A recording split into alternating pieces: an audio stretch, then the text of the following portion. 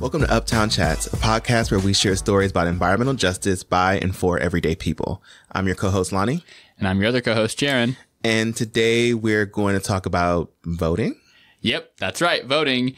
And if you're saying to yourself, wait, it's only March, why would we be talking about voting? That's because we've got not one, but two primary elections in New York this year before the general election in November. Yeah, so that's a grand total of 3 times to get out and cast your vote. That's right. And to help us understand what we can expect, we'll be joined by our very own Tyisha Smalls, WEAC's Community Organizing Coordinator. But before we get to that, Jaron, can you tell us what WEAC's mission statement is? I sure can. WEAC's mission is to build healthy communities by ensuring that people of color and or low-income residents participate meaningfully in the creation of sound and fair environmental health and protection policies and practices. So let's jump right into this, talking about voting. Thanks so much for joining us, Tyisha. Thank you for having me. We were just talking about how it's been over 6 months. We had you on the show. I know, far too long, but that's okay. I'm back now. Yay. And to talk about such an important and timely topic, obviously voting. And just like Lonnie said, we have 3 opportunities, right, for folks to be exercising their civic duty and to cast their vote in an election this year. So, Tyisha, I know that you're kind of the expert here when it comes to elections and voting stuff. So do you want to tell us a little bit about what we got going on with elections this year? Yes, so we actually have 2 primaries and 1 general. So the first primary is actually April 2nd, which is our presidential primary that I hope everyone's been following. And then our next one is our state primary, which is going to be June 25th. So basically we just have our regular primary elections that's coming up. So it was actually split between the 2. So instead of combining all of it together, we have one focusing on the primary election and the other one focusing on state. So this year we're focused on state instead. So state assembly and state senate. Do you know why it's split like this? Is it always like this? Is there always 2 separate primaries, or is it just this year that this is happening? They just, normally it doesn't happen this way, but it would just happen. They voted on it and made it April 2nd instead of confusing the 2. So because this is a bigger primary year. And here we are. And like you said, April 2nd, June 25th. I feel like we just can't say those dates enough times. People just need to lock them into their brains. And my understanding is that polling locations are open 6 a.m. to 9 p.m., right? It's a pretty big window. Yes. I'm one of those people who I'm like, I want to start my day off right. I want to go get my vote in as early as possible and wear my sticker around so people know I did it. Where's your sticker at? I've been a fan of the early voting that we've got going on. So, and that early voting for the April 2nd primary has already started this past Saturday on March 23rd and runs through March 30th. So make sure you get your vote out if you haven't already done it. Yeah. And if you have, thank you. Good job for doing your civic duty. We appreciate you.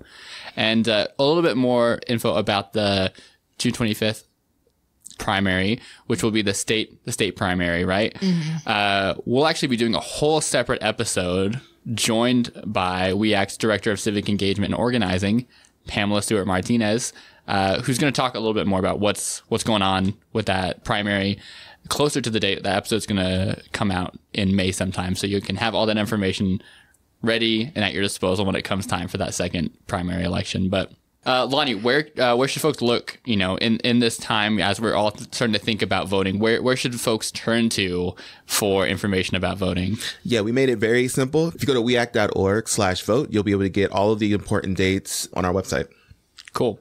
Something else I think that's an important note that maybe Tyisha you can say more about is that New York actually has what's called closed primaries, right? Can you say a little bit more about what that means? So closed primary is basically you have to be registered to a party. So either a Republican or a Democrat, you have to be registered on one of those party lines to actually vote in the primary. Thank you. And I was curious about this more too, because this is something that was new to me when I registered to vote in New York, and also I became more active of a voter when I moved to New York. I looked more into this, and it sounds like this is something that happened more recently, as of December 2021, actually, where New York recognized four specific political parties: conservative, Democratic, Republican, and working families parties. And yeah, now we have this closed primary system, which is weird to me because I feel like if I was someone who didn't know that, I'd just be sitting there waiting like, so what do I do? You know, where's my ballot? And if I hadn't registered for a specific party, I'd be like, well, whoops. Yeah, and I believe to find out if you are registered to a party, I think it's actually on your voter registration card. Yes. Cool. Good to know. So for folks who didn't know that, that's important information to prepare and getting ready for your vote. But beyond being election time, we're still in Women's History Month. So we wanted to continue as part of this episode. We wanted to continue the stroll through history that we started in our last episode and take a look at some women who were champions for voting rights here in the United States over the last several decades, because without them, we wouldn't really have this voting opportunities that we do today, right? Absolutely, yeah. And just to give a little bit of historic background, that during the 19th and 20th centuries, a lot of Black women played a very active role in the struggle for universal suffrage, which means that, voting rights for everyone. Up until that point, there was pretty much only one type of person who could vote. And I think a lot of people guess who those people were. It was mostly white men. And even then, there were some changes that had gone on where it was white men who could only own land. And there were some other changes. But until that point, that were the only people who could actually vote in the U.S. So a lot of white suffragists largely ignored some of the contributions that African-American suffragists. God, I don't like the word suffragist too many times. Yeah. What's another... We're going to look into like where that word comes from. Like, why is it suffrage? The word suffrage comes from Latin suffragium, which initially meant a voting tablet, a ballot, a vote, or the right to vote. So, in case anyone was curious, I know we were before we started this episode. Now we know. But anyway, what's another term for that? I guess voting advocates. Sure. So a lot of white voting advocates, largely ignored some of the contributions that African-American voting advocates contributed to where we are now, to where we all have the right to vote. So which is why we still to this day kind of mostly associate the women's right to vote with someone like Susan B. Anthony, who did a lot of great work, for women's suffrage. But there were quite a few Black women who played a key role in voting rights for everyone. And just to let people know, to remind people, if you don't know, the 15th Amendment from 1869 granted African-American men the right to vote. And then it wasn't until 1919 with the 19th Amendment, great way to remember that, it granted women the right to vote. And that was all women were able to vote. And so after that amendment, everyone had the opportunity at that point to vote. But that does not mean that there were still not tactics to try to make sure that folks who were not white men didn't vote. There were literary tests. There were poll taxes, meaning that you had to pay to register, which disenfranchised a lot of voters who couldn't afford that.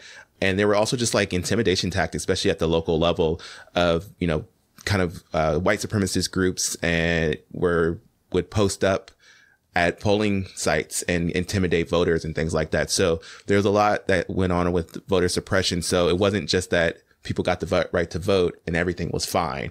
There still had to be a lot of advocacy that went on even after that. I really appreciate you bringing up that point, because that whole idea of, something is passed as an amendment, as a bill, whatever, and then reality kicks in and like, this is what all these other forces that are shaping something happening. That is so represented in all the work that we do in environmental justice. Like let's say a bill passes and then we have to do all the work that goes into making sure that's enforced properly and that it's carried out in the way that it was supposed to, and that all the other ripple effects where people try to get around it or to exclude people, XYZ, that it's carried out the way that it was intended to be, just in the same way that the same struggle has happened for these amendments as well. Tyisha, do you have any thoughts or how does this show up for some of the work that we do now in terms of making sure that folks are exercising their right to vote? How does that show up in your work? Oh, well, it comes in a lot with me tabling because we do voter registration, especially a lot of people who come from different areas like New Jersey or Connecticut, and we talk to them and explain to them like, you have to vote. If you vote, you have to vote in the current city, and you explain that.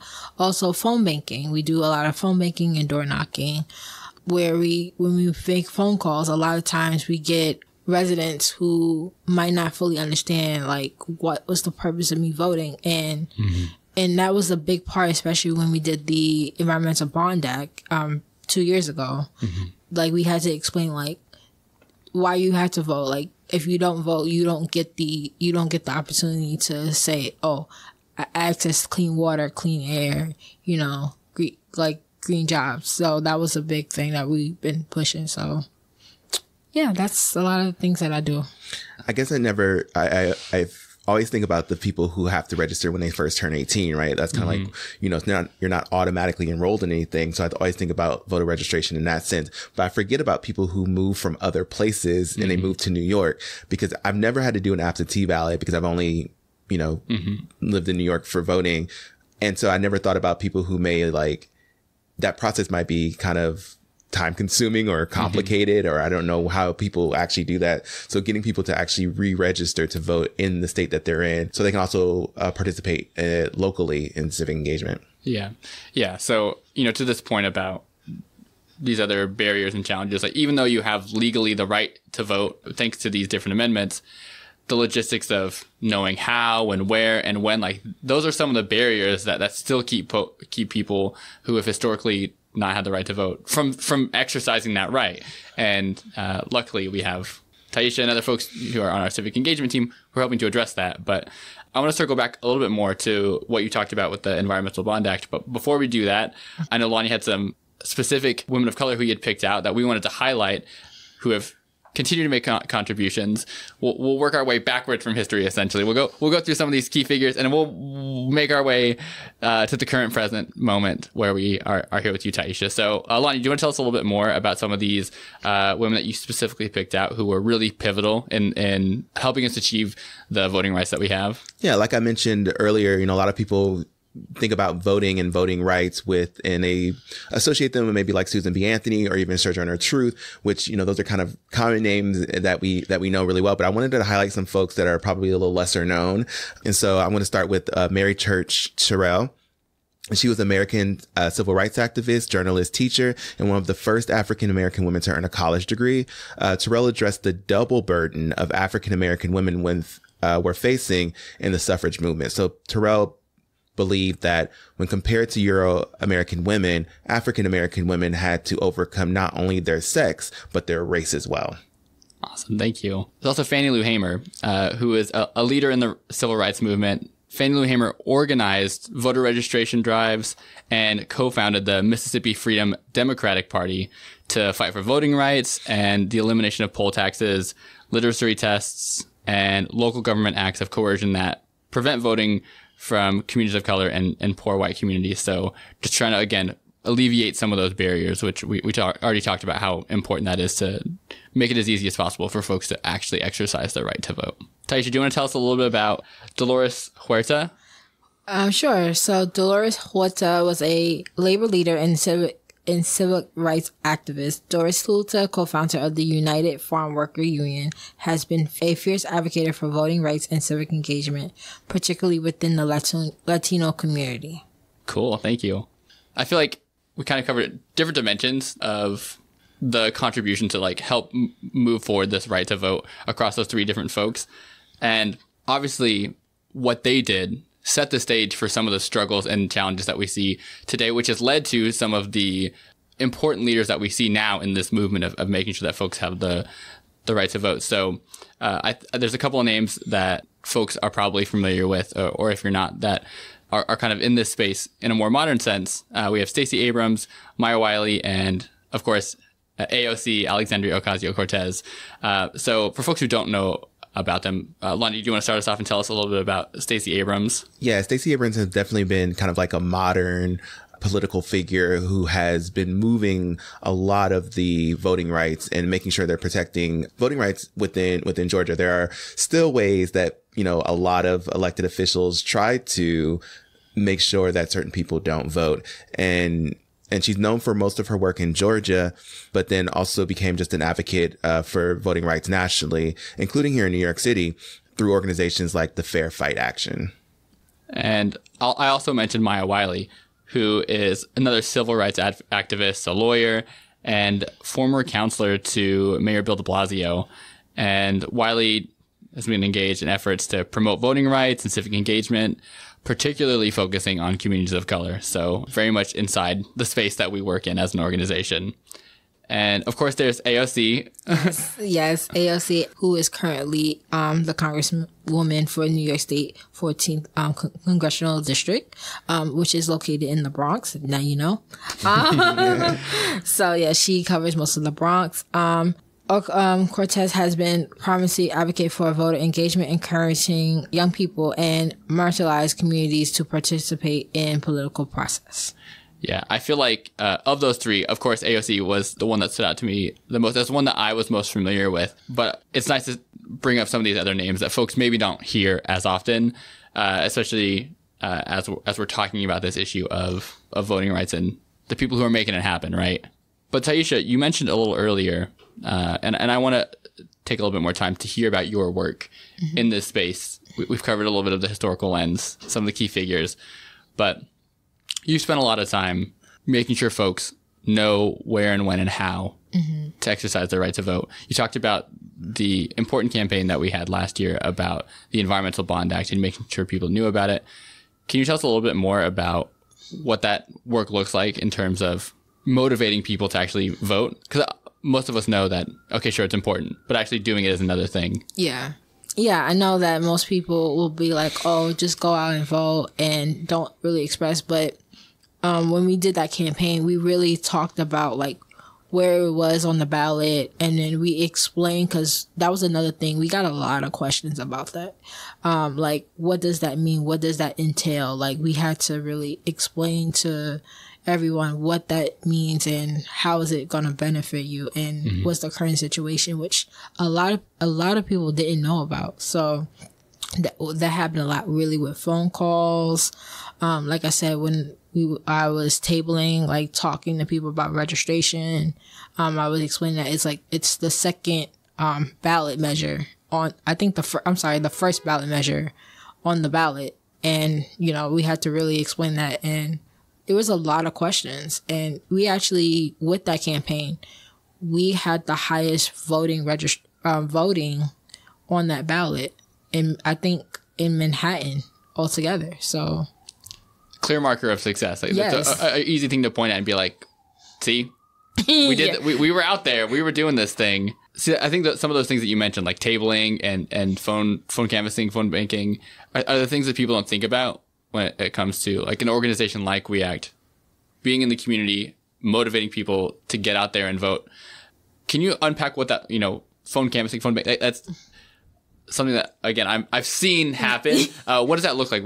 How do we engage members as a part of that process? So like the process of phone banking. Yeah. So basically we get a list. We call residents in northern Manhattan, like in these areas, these districts, and we pretty much are calling them to be like, hey, this is like a reminder. In a way, it's a reminder, like elections are coming up, and we're just giving them information. So we're just like, this is what's going on. Just go out to vote. If they have questions, we can be on the phone with them and explain them.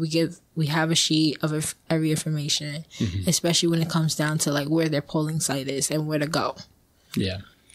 I feel like that's one of the things that's always, I have to check every single time I vote is my polling site, because it has changed a couple times over the years. Not even a couple times, multiple times. And I haven't moved. So I think that's a really important, just key thing of knowing where do you go to actually cast your ballot. And you talked about also being able to understand the ballot, what's on it and who's on the ballot. Because sometimes there's more than just a couple names on there that you have to check a box on. There's like multiple things on a ballot. And I think it's really important that people understand, why they're voting for those things and who they're voting for. Yeah.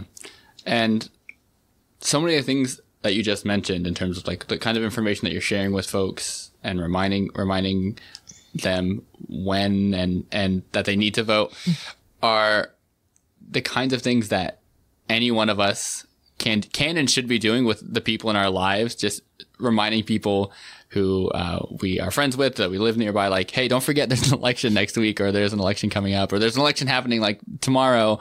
Do you know where you're voting? Just asking those kinds of questions and making sure people know that information. Obviously, we're doing it organizational level. So we're reaching a lot of people and we're having a big impact. But at the end of the day, that's something we should all be doing. In addition to actually voting ourselves, is reminding the folks in our lives that, hey, you do that, wearing that sticker and being like, hey, you see this? Do you want one of these cool stickers? Go do it now. Yeah. Yeah. What are some other aspects of this work of like the civic engagement piece of WEAC that are important part of the process and things that we do as an organization and just like making sure people are engaged in the process? So it's kind of a shameless plug because we have a membership meeting coming up in April. I think everybody should come and join. It's our candidates forum. So that's another way that we do that. Also, we do get volunteers to do canvassing for us because we're a department, but you know, we can do but so much, but we also get extra help from time to time, you know, that goes and help us make the phone calls, go outside to like door knock on doors and just give them pamphlets or information, be like, hey, just to let you know that, you know, that time again.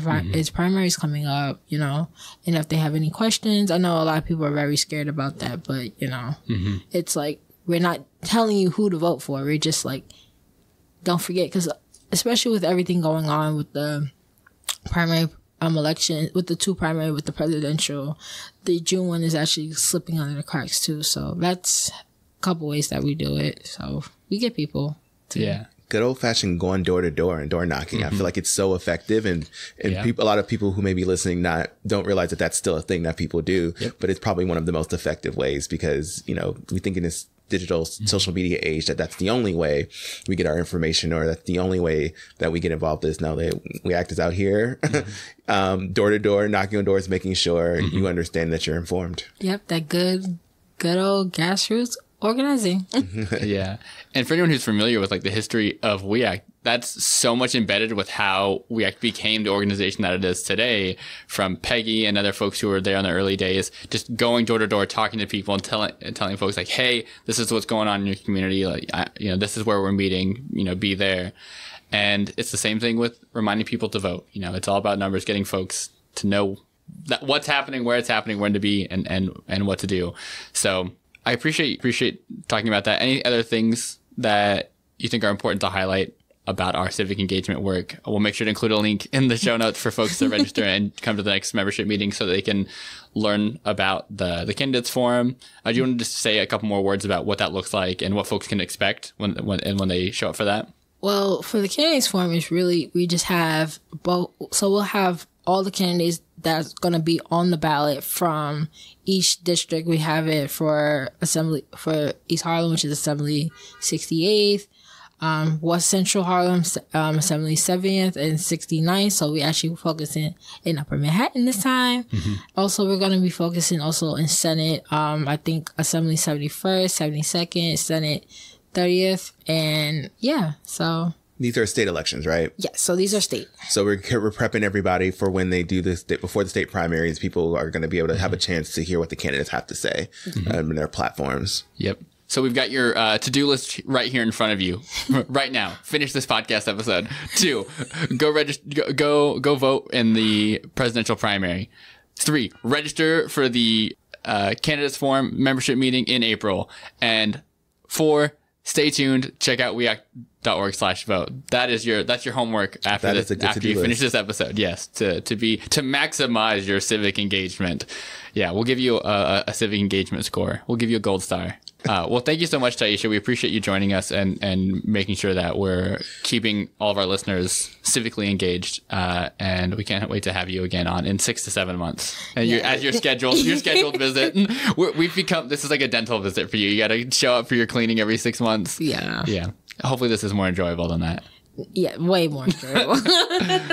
Thanks for listening. Once again, make sure to check the show notes for important links, including the registration link for the upcoming WEAC membership meeting featuring a candidates forum with state officials. And check out weac.org/vote for important dates and information about the upcoming elections.